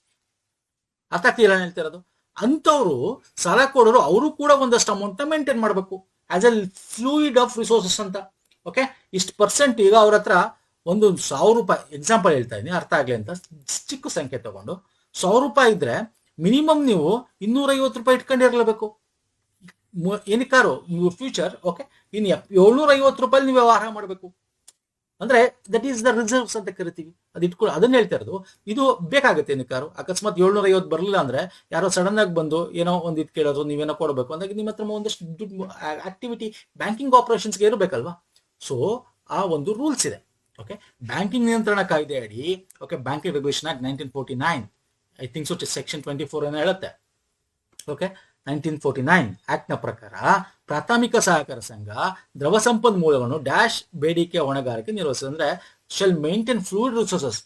ಎಷ್ಟು % ಇಟ್ಕೊಂಡಿರ್ಬೇಕು ಅಂತ ಪರ್ಸೆಂಟೇಜ್ ನೋಡೋದಾದ್ರೆ 10% ಅಲ್ಲ, 100 ಅಲ್ಲ, 20 ಅಲ್ಲ, ಯಾವುದು ಅಲ್ಲ ಇಸ್ ದ ರೈಟ್ ಆನ್ಸರ್. ಎಷ್ಟು ಸರ್ ಹಾಗಾದ್ರೆ 25% ಇಟ್ಕೊಂಡಿರ್ಬೇಕು. ಓಕೆ, 25% ಶೇಕಡ ಅವರು ಆಸ್ ಎ ಲಿಕ್ವಿಡ್ ಅಸೆಟ್ಸ್ ಆಗಿ ಅವ್ರ ಹತ್ರ ದುಡ್ಡಾಗಿ ಇಟ್ಕೊಂಡಿರ್ಬೇಕು ಅವರು ಎನಿ ಟೈಮ್. ಓಕೆ, ಅರ್ಥ ಆಗ್ತಿಲ್ಲ ಹೇಳ್ತಾ ಇರೋದು? ಅದೇ ಬೇರೆ ಬ್ಯಾಂಕ್ ಆದ್ರೆ ಅದಕ್ಕೆ ನೆಕ್ಸ್ಟ್ ಕ್ವಶನ್ ತಗೋತೀನಿ ಬನ್ನಿ. ನೋಡಿ, ಇಲ್ಲೇ ಇದೆ ಕ್ವಶನ್. ಅದು cash reserve ratio, statutory liquid ratio ಅಂತ ಕರೀತೀವಿ. ನಗದು ಮೀಸಲು ಅನುಪಾತ, ಶಾಸನಬದ್ಧ ಲಿಕ್ವಿಡ್ ಅನುಪಾತ ಅಂತ. ಇದು ಯಾವುದಕ್ಕೆ ಸಂಬಂಧಪಟ್ಟಿದೆ? ಏನಕ್ಕೆ ಇದು ತರುತ್ತೆ? ಆಮೇಲೆ ರೇಪೋ ದರ ಅಂತ ಬರುತ್ತೆ. ರೇಪೋ ರೇಟ್, ರೇಪೋ ದರ, ರಿವರ್ಸ್ ರೇಪೋ ರೇಟ್. ಓಕೆ, ಏನ್ ಸರ್? ರಿವರ್ಸ್ ರೇಪೋ ರೇಟ್ ಅಂತ ಬರುತ್ತೆ. SLR ಅಂತ ಬರುತ್ತೆ. ಇಲ್ಲಿ ನೋಡಿ CRR ಅಂತ ಬರುತ್ತೆ. ಓಕೆ, ಇವೆಲ್ಲ RBI ಮಾಡ್ತಕ್ಕಂಥ ಒಂದು ಏನದು ಲಿಕ್ವಿಡಿಟಿ ಮ್ಯಾನೇಜ್ಮೆಂಟ್. ಓಕೆ, ಯಾವುದು ಸರ್? ಲಿಕ್ವಿಡಿಟಿ ಮ್ಯಾನೇಜ್ಮೆಂಟ್ ಅಂತ ಕರಿತೀವಿ. ಅಂದ್ರೆ ಇದು ಬೈ ಮಂತ್ಲಿ ಪಾಲಿಸಿ ಏನಕ್ಕೆ ಮಾಡ್ತಾರೆ ಅವರು? ಒಂದು ದರಗಳನ್ನ ರೇಟ್ ಆಫ್ ಇಂಟ್ರೆಸ್ಟ್ ನಿಗದಿಪಡಿಸಕ್ಕೆ ಜಾಸ್ತಿ ದುಡ್ಡಿದ್ರೆ ಎಲ್ಲಿ ಪಬ್ಲಿಕ್ ಅಲ್ಲಿ ಅದನ್ನ ಹಣದುಬ್ಬರ ಆಗದೇ ರೀತಿ ನೋಡೋಕೆ ವಾಪಸ್ ತಗೊಳ್ಳೋದು, ಅಂದ್ರೆ ರೇಟ್ ಆಫ್ ಇಂಟ್ರೆಸ್ಟ್ ನಿಂದ ಕಮ್ಮಿ ಮಾಡೋದು ಅಥವಾ ಜಾಸ್ತಿ ಮಾಡೋದು, ಈ ತರ ಮಾಡ್ತಕ್ಕಂಥದ್ದು. ಇಲ್ಲಿ CRR ಅಂದ್ರೇನು? ಕ್ಯಾಶ್ ರಿಸರ್ವ್ ರಿಸರ್ವ್ ಅಂತಿದೆ, ಲಿಕ್ವಿಡಿಟಿ ರೇಷಿಯೋ ಅಂತಿದೆ, ಸ್ಟ್ಯಾಚ್ಯುಟರಿ ಲಿಕ್ವಿಡ್. ಇದೇನು, ಏನ್ ಸರ್ ಡಿಫ್ರೆನ್ಸ್? ಇದೆರಡೂ ಕೂಡ ಬ್ಯಾಂಕ್ಗಳು RBI ದುಡ್ಡನ್ನ ಎತ್ತಿರ್ತಕ್ಕಂಥದ್ದು. ಕ್ಯಾಶ್ ರಿಸರ್ವ್ ರೇಷಿಯೋ ಬಂದು ಏನ್ ಹೇಳುತ್ತೆ ಅಂದ್ರೆ ಒಂದಷ್ಟು ನಿಮ್ಮ ಹತ್ರ ಏನಿದೆ ಅದರಲ್ಲಿ ಹೇಳುತ್ತೆ 10%, 2%, 5%, 15% ಅಂತ ಅದು ಅಪ್ಡೇಟ್ ಆಗ್ತಾ ಇರುತ್ತೆ. ಅದು ಎಷ್ಟು % ಬೇಕಾಗಿಲ್ಲ ನಿಮ್ಗೆ ಎಕ್ಸಾಮ್ ಅಲ್ಲಿ ಕೇಳಲ್ಲ ಅದನ್ನ, ಯಾಕಂದ್ರೆ 2-2 ತಿಂಗಳಿಗೂ ಅಪ್ಡೇಟ್ ಆಗ್ತಾ ಇರುತ್ತೆ. ಒಂದ್ಸಲ ಅದನ್ನೇ ಮೇಂಟೈನ್ ಮಾಡ್ಕೊಂಡು ಬರ್ತಾರೆ, 1 ವರ್ಷ ಆದ್ರೂ ಒಂದ್ಸಲ ಚೇಂಜ್ ಮಾಡ್ತಾ ಇರ್ತಾರೆ. ಪರ್ಸೆಂಟೇಜ್ ಬೇಕಾಗಿಲ್ಲ. ಓಕೆ, ಬಟ್ CRR ಅಂದ್ರೇನು? The fraction of deposit that bank must keep with the central bank as A liquid cash. ಅಂದ್ರೆ ನೀವು ಕ್ಯಾಶ್ನ ಎತ್ತಿ ಸೆಂಟ್ರಲ್ ಬ್ಯಾಂಕ್ ಅಲ್ಲಿ ಇಷ್ಟು ಪರ್ಸೆಂಟ್ ಅಂತ ಇಡಬೇಕು. ಎಷ್ಟು ಪರ್ಸೆಂಟ್ ಅಂತ RBI ಟು ಬೈ ಮಂತ್ಲಿ ಪಾಲಿಸಿಲಿ ಹೇಳ್ತಾ ಇರತ್ತೆ. ಓಕೆ, ಸ್ಟ್ಯಾಟ್ಯುಟರಿ ಲಿಕ್ವಿಡ್ ರೇಷಿಯೋ ಅಂದ್ರೇನು? ಇದು ಕೂಡ ಅದೇ ರೀತಿ RBI ಒಂದಷ್ಟು ಎತ್ತಿಡಬೇಕು. ಆದ್ರೆ ಇಲ್ಲಿ ಕ್ಯಾಶ್ ಆಗಿ ಎತ್ತಿಡಬೇಕು ಅಂತೇನಿಲ್ಲ, ಯಾಕಂದ್ರೆ ನಿಮ್ಮಲ್ಲಿ ಚಿನ್ನನೂ ಇರ್ತವೆ, ಚಿನ್ನದ ಮೇಲೆ ಡೆಪಾಸಿಟ್ ಮಾಡಿರ್ತಾರೆ, ಚಿನ್ನನೂ ಇರುತ್ತೆ, ಗೌರ್ಮೆಂಟ್ ಸೆಕ್ಯೂರಿಟೀಸ್ ಇರುತ್ತೆ. ಕ್ಯಾಶ್ನೇ ಇಡಬೇಕು ಅಂತೇನಿಲ್ಲ, ಗೋಲ್ಡ್ ಅಂಡ್ ಗೌರ್ಮೆಂಟ್ ಸೆಕ್ಯೂರಿಟೀಸ್ನ ಇರ್ತಕ್ಕಂಥದ್ದನ್ನ ಸ್ಟ್ಯಾಟ್ಯುಟರಿ ಲಿಕ್ವಿಡ್ ರೇಷಿಯೋ ಅಂತ ಕರಿತೀವಿ. ಓಕೆ, ಇನ್ನು ರೇಪೋ ದರ ಅಂದ್ರೆ ರಿವರ್ಸ್ ರೇಪೋ. ರೇಪೋ ದರ ಅಂದ್ರೆ ಈಗ ನೀವು ದುಡ್ಡಿಲ್ಲ ಸರ್ ಬ್ಯಾಂಕಲ್ಲಿ, ಓಕೆ ಸರ್ ಅರ್ಜೆಂಟ್ ಆಗಿ ಏನೋ ಒಂದು ಸಾಲ ಬಂತು, ನಾವು ಸಾಲ ಕೊಡಬೇಕು ಅವ್ರಿಗೆ. ಓಕೆ, ಬ್ಯಾಂಕ್ ಯಾರಿಗೋ ದೊಡ್ಡ ಕಂಪನಿ ಸಾಲ ಕೊಡ್ತಾ ಇದೆ, ನಮ್ಮಲ್ಲಿ ಇಲ್ಲ, ಸಡನ್ ಆಗಿ ಏನ್ ಬೇಕು, ನಿಮ್ಮ ಹತ್ರ ಸೆಕ್ಯೂರಿಟೀಸ್ ಇರುತ್ತೆ, ನೀವೇನ್ ಮಾಡ್ತೀರಾ, RBI ಕೇಳ್ತಾರೆ ನನ್ ದುಡ್ಡು ಬೇಕು ಕೊಡಪ್ಪ ಅಂತ. ಓಕೆ, ನಿನಗೆ ಎಷ್ಟು ರೇಟ್ ಆಫ್ ಇಂಟ್ರೆಸ್ಟ್ ಕೊಡ್ತೀನಿ ಅಂದ್ರೆ ಇವ್ರು ಕಮ್ಮಿ ಕೊಡ್ತಾರೆ, ನೀವು ಇವ್ರಿಗೆ ಬೇರೆಯವ್ರಿಗೆ ಬ್ಯಾಂಕು ಜಾಸ್ತಿ ಕೊಡ್ತಾರೆ. ಈಗ ಇವರು 5% ಕೊಟ್ರೆ ಇವ್ರು ಬೇರೆಯವ್ರಿಗೆ 7% ಕೊಡ್ತಾರೆ. ಸೊ ಈ ಪರ್ಸೆಂಟೇಜ್ ಹೇಳುತ್ತಲ್ಲ ಅದನ್ನ ರೇಪೋ ದರ ಅಂತ ಕರಿತೀವಿ. ರಿವರ್ಸ್ ರೇಪೋ ಅಂದ್ರೇನು? ಈಗ ಬ್ಯಾಂಕ್ ಹೇಳ್ತಾನೆ, ಬ್ಯಾಂಕು ನನ್ನ ಹತ್ರ ಜಾಸ್ತಿ ದುಡ್ಡಿದೆ, ಏನ್ ಮಾಡೋದು, ಸಾಲ ವಾಪಸ್ ಎಲ್ಲ ತೀರಿಸ್ಬಿಟ್ರು, ಓಕೆ ಇನ್ಯಾರೋ ಬರೋ ತನಕ ನಾನು ಯಾಕೆ ಇಟ್ಕೊಂಡಿದ್ಮೇಲೆ ನನಗೂ ಬಡ್ಡಿ ಬರಬೇಕಲ್ಲ, ಬ್ಯಾಂಕು ತನ್ನ ಬಡ್ಡಿ ಬರಬೇಕಲ್ಲ, ಐದರ್ ಅವರು ಶೇರ್ ಮಾರ್ಕೆಟ್ ಏನ್ ಮಾಡಬೇಕು, ಅದರ್ವೈಸ್ ಬ್ಯಾಂಕ್ ಏನ್ ಮಾಡ್ಬೋದು, RBI ಸೆಂಟ್ರಲ್ ಬ್ಯಾಂಕ್ ನನ್ನ ಹತ್ರ ಎಷ್ಟು ದುಡ್ಡಿದೆ ತಗೋಪ್ಪ ನೀನು ಇಟ್ಕೋ ಅಂತ ಕೊಡ್ತೀರಾ ಅವ್ರಿಗೆ. ಇಲ್ಲಿ ಇವ್ರು ನಿಮಗೆ ಕೊಡೋದು, ಇಲ್ಲಿ ರಿವರ್ಸ್ ರೇಪಲ್ಲಿ ನೀವು ಅವ್ರಿಗೆ ಕೊಡ್ತೀರಿ ಇಟ್ಕೊಳ್ಳಿ ಅಂತ, ಅದಕ್ಕೆ ಒಂದಷ್ಟು ರೇಟ್ ಆಫ್ ಇಂಟ್ರೆಸ್ಟ್ ನಿಮಗೆ RBI ಕೊಡುತ್ತೆ. ಅದನ್ನ ರಿವರ್ಸ್ ರೇಪೋ ರೇಟ್, ಅದು ಎಷ್ಟು ಪರ್ಸೆಂಟೇಜು ಅನ್ನೋದು RBI ಕಾಲಕ್ಕೆ ಹೇಳ್ತಾ ಇರ್ತಾರೆ, 2 ತಿಂಗಳು ಒಂದ್ಸಲ ಮೀಟಿಂಗ್ ಮಾಡಿ ಅದನ್ನು ಬಿಡುಗಡೆ ಮಾಡ್ತಾ ಇರುತ್ತೆ. ಅರ್ಥ ಆಗ್ತಿದೆಯಲ್ಲ? CRR ಅಂದ್ರೇನು, SLR ಅಂದ್ರೇನು, ಓಕೆ ರೇಪೋ ರೇಟ್ ಅಂದ್ರೆ ರಿವರ್ಸ್ ರೇಪೋ ರೇಟ್ ಅಂದ್ರೇನು. ಸೊ ಇಲ್ಲಿ ಕೊಟ್ಟಿದ್ದೀನಿ ನೋಡಿ, ಓದ್ಕೊಳ್ಳಿ. ಫೈನ್ ಸರ್, ಅಲ್ಟಿಮೇಟ್ ಕ್ವಶನ್ಸ್ ಇತ್ತು, ಚೆನ್ನಾಗಿತ್ತು ಅನ್ಕೋತೀನಿ. ನೆಕ್ಸ್ಟ್ ಬ್ಯಾಂಕಿಂಗ್ ಕ್ಯಾಮಲ್ಸ್ ರೇಟಿಂಗ್ ಅಲ್ಲಿ C ಅಂದ್ರೇನು, ವಾಟ್ ಈಸ್ ಕ್ಯಾಮಲ್ಸ್ ರೇಟಿಂಗ್? ನೋಡಿ ತುಂಬಾ ಈ ತರದೆಲ್ಲ ಒಂದೊಂದು ಬಂದ್ಬಿಡುತ್ತೆ, ತುಂಬಾ ಡೀಟೇಲ್ ಬೇಕಾಗೋ ಇಲ್ಲ ಇದ್ರ ಬಗ್ಗೆ ನಮ್ಗೆ. ಓಕೆ, C ಅಂದ್ರೆ ಕ್ಯಾಪಿಟಲ್ ಅಡಿಕ್ವೆಸಿ ಅಂತ ಕರಿತೀವಿ. ವಾಟ್ ಈಸ್ ಕ್ಯಾಪಿಟಲ್ ಅಡಿಕ್ವೆಸಿ ಹೇಳ್ತೀರಾ? ಫುಲ್ ಫಾರ್ಮ್ ಅಂದ್ರೆ ಕ್ಯಾಮಲ್ಸ್ ರೇಟಿಂಗ್ ಅಲ್ಲಿ C ಅಂದ್ರೇನು ಅಂತ ಕೇಳಿದ್ದೇನೆ, A ಅಂದ್ರೇನು ಕೇಳ್ಬೋದು. ನಾನು ಹೇಳ್ತಾ ಅರ್ಥ ಆಗ್ತಿಲ್ಲ ಸ್ನೇಹಿತರೆ. A ಅಂದ್ರೇನು ಕೇಳ್ಬೋದು, L ಅಂದ್ರೇನು ಕೇಳ್ಬೋದು, ಆಯ್ತಾ? ಆಮೇಲೆ S ಅಂದ್ರೇನು ಕೇಳ್ಬೋದು. ಸೊ ಏನ್ ಬೇಕಾದ್ರೂ ಕೇಳ್ಬೋದು ನಿಮ್ಗೆ ಎಕ್ಸಾಮ್ ಅಲ್ಲಿ. ಅರ್ಥ ಆಗ್ತಿದ್ಯಾ? ಹೇಳ್ತೀರಾ?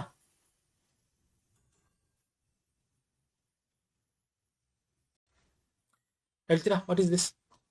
ನಾನು ತೋರಿಸ್ತೀನಿ, ಒಂದಿಟ್ಟುವರಿ ನೋಡಿ. C ಅಂದ್ರೆ ಕ್ಯಾಪಿಟಲ್ ಅಡಿಕ್ವಸಿ, ಹಿಗ್ತಾನೆ ಹೇಳಿದೆ. A ಅಂದ್ರೆ asset quality, management capability, earnings, liquidity. S ಅಂದ್ರೆ ಸೆನ್ಸಿಟಿವಿಟಿ ಟು ಮಾರ್ಕೆಟ್ ರಿಸ್ಕ್ ಅಂತ ಕರಿತೀವಿ. ಇದೊಂದು ಸೂಪರ್ವೈಸರಿ ಟೂಲ್ ಸ್ನೇಹಿತರೆ. ಬ್ಯಾಂಕಿಂಗ್ ರೆಗ್ಯುಲೇಟರ್ ಟು ಒಂದು ಫೈನಾನ್ಷಿಯಲ್ ಹೆಲ್ತ್ ಇಟ್ಕೋಬೇಕು ಅಂದ್ರೆ ನಿಮ್ಮ ಅಳಿತಕ್ಕಂಥವ್ರು, ರೇಟಿಂಗ್ ಕೊಡ್ತಕ್ಕಂಥವ್ರು ಆ ಬ್ಯಾಂಕಿಂಗ್ ಅಲ್ಲಿ. ಓಕೆ, ಇದೊಂದು ನಾನು ಹೇಳೋದಾದ್ರೆ ನಿಮ್ಮ ಬ್ಯಾಂಕು ಯಾವ ತರ ಇದೆ, ನಿಮ್ಮ ಒಂದು ಈಗ SBI ಬ್ರ್ಯಾಂಡು, ICICI, HDFC, ನಿಮ್ಮಲ್ಲಿ ಕ್ಯಾಪಿಟಲ್ ಅಡಿಕ್ವೆಸಿ ಇದೆಯಾ, ನಿಮ್ಮಲ್ಲಿ ಕ್ಯಾಪಿಟಲ್ ಚೆನ್ನಾಗಿದೆಯಾ, ದುಡ್ಡು ಇಟ್ಕೊಂಡಿದ್ದೀರಾ, ಓಕೆ ಏನು ಲಾಸ್ ಆಗದಿರುತ್ತೆ, ನಿಮ್ಮ ಹತ್ರ ಒಳ್ಳೆ ಫಂಡ್ಸ್ ಇದೆಯಾ, ಅಸೆಟ್ ನಿಮ್ಮ ಹತ್ರ ಹೆಂಗಿದೆ, ಒಳ್ಳೆ ಅಸೆಟ್ಸ್ಗಳಿದೆಯಾ ನಿಮ್ಮ ಹತ್ರ, ಓಕೆ ಯಾವುದೇ ನಾನ್ ಪರ್ಫಾರ್ಮಿಂಗ್ ಅಸೆಟ್ಸ್ ಇಲ್ವಾ, NPA ಇಲ್ವಾ ನಿಮ್ಮ ಹತ್ರ ಜಾಸ್ತಿ ಪರ್ಸೆಂಟೇಜು, ಮ್ಯಾನೇಜ್ಮೆಂಟ್ ಕೆಪಬಿಲಿಟಿ ಹೆಂಗಿದೆ, ನಿಮ್ಮ ಮ್ಯಾನೇಜ್ಮೆಂಟ್ ಯಾರೋ ಗೋಲ್ಮಾಲ್ ಮಾಡ್ತಿಲ್ವಾ, ಅರ್ನಿಂಗ್ಸ್ ಹೆಂಗಿದೆ, ಲಿಕ್ವಿಡಿಟಿ ಹೆಂಗಿದೆ ನಿಮ್ಮಲ್ಲಿ. ಲಿಕ್ವಿಡಿಟಿ ಅಂದ್ರೆ ದುಡ್ಡು ಹರಿವು, ಒಳ ಹರಿವು, ಹೊರಹರಿವು. ಓಕೆ, ಸೊ ಮಾರ್ಕೆಟ್ ಸೆನ್ಸಿಟಿವಿಟಿ ಹೆಂಗೆ ನೀವು ಮಾಡ್ತಾ ಇದ್ದೀರಾ, ಇದ್ರ ಮೇಲೆ ನಿಮ್ಗೆ ರೇಟಿಂಗ್ ಕೊಡ್ತಾರೆ. ಓಕೆ, ಅದನ್ನ ನಾವು ಕ್ಯಾಮಲ್ ರೇಟಿಂಗ್ ಅಂತ ಕರಿತೀವಿ ಸ್ನೇಹಿತರೆ. ಅದಾಗ್ತಿಲ್ಲ?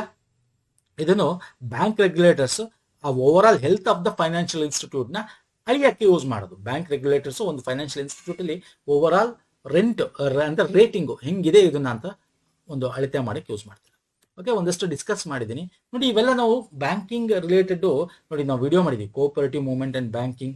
Okay, 100 question, banking awareness 100 question, ಈ ತರ ತುಂಬಾ ನಾವು ವಿಡಿಯೋಸ್ಗಳು ಇದೆ. ನಮ್ಮ ಒಂದು ಸ್ಟ್ರಕ್ಚರ್ ಕೋರ್ಸ್ ಏನಿದೆ, ಕೋಆಪರೇಟಿವ್ ಸಂಬಂಧ ಥಿಯರಿ ಕ್ಲಾಸು, ಅದಕ್ಕೆ ಸಂಬಂಧಪಟ್ಟಂತೆ ಪ್ರಶ್ನೋತ್ತರಗಳ ಸರಣಿ. ಓಕೆ, ಬ್ಯಾಂಕಿಂಗ್ ಸಂಬಂಧಪಟ್ಟಂತೆ, ಹೈನುಗಾರಿಕೆಗೆ ಸಂಬಂಧಪಟ್ಟಂತೆ ಥಿಯರಿ ಪ್ರಶ್ನೋತ್ತರ, ಕನ್ನಡ, ಇಂಗ್ಲಿಷ್, ಗ್ರಾಮರು, ಮತ್ತೆ ಅದರ ಒಂದು MCQsಗಳು ಇರುತ್ತೆ ವಿಡಿಯೋ. ಭಾರತದ ಕಂಪ್ಲೀಟ್, ಯಾಕಂದ್ರೆ 25 ಮಾರ್ಕ್ಸ್ ಇದೆ, ಕಂಪ್ಲೀಟ್ ಭಾರತ ಸಂವಿಧಾನ ಒಂದು ವಿಡಿಯೋ ಇದೆ. ಓಕೆ, ಸೊ ಇಂಡಿಯನ್ ಪೊಲಿಟಿ 200 ಬಂದಿರತಕ್ಕಂಥ ಕ್ವಶನ್ಸ್ಗಳು, ಸಂವಿಧಾನದ್ದು ಆ ಪ್ರಶ್ನೆ ಇದೆ, ಸಾಹಿತ್ಯಕ್ಕೆ ಸಂಬಂಧಪಟ್ಟಂತೆ ಪ್ರಶ್ನೆ ಒಂದು ವಿಡಿಯೋ ಇದೆ. ಈ ತರ ಮತ್ತೆ ಕರೆಂಟ್ ಅಫೇರ್ಸ್, GK ಎಲ್ಲ ಒಟ್ಟು 17 ಲಿಂಕ್ಸ್ ಗಳನ್ನ ಕೊಡ್ತೀವಿ.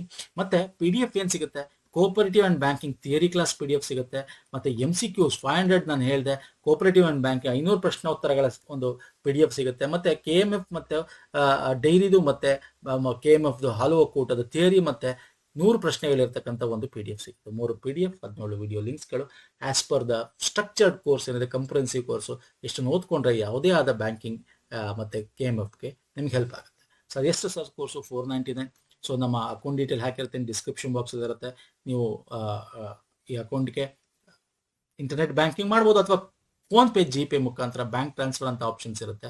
ಅಲ್ಲೋಗು ಕೂಡ ನೀವು ಮಾಡಿ ಸ್ಕ್ರೀನ್ಶಾಟ್ನ ನಮ್ಮ mobile number and email ID ಕಳಿಸಿದ್ರೆ, ನೀವು ಇಮೇಲ್ ಕೊಟ್ಟರೆ ಇಮೇಲ್ ID ಕಳಿಸ್ಕೊಡ್ತೀವಿ. Sir mobile number and email ID ಏನು ಡಿಸ್ಕ್ರಿಪ್ಷನ್ ಬಾಕ್ಸಲ್ಲಿ ಹಾಕಿರ್ತೀನಿ, ನೋಡ್ಕೊಳ್ಳಿ.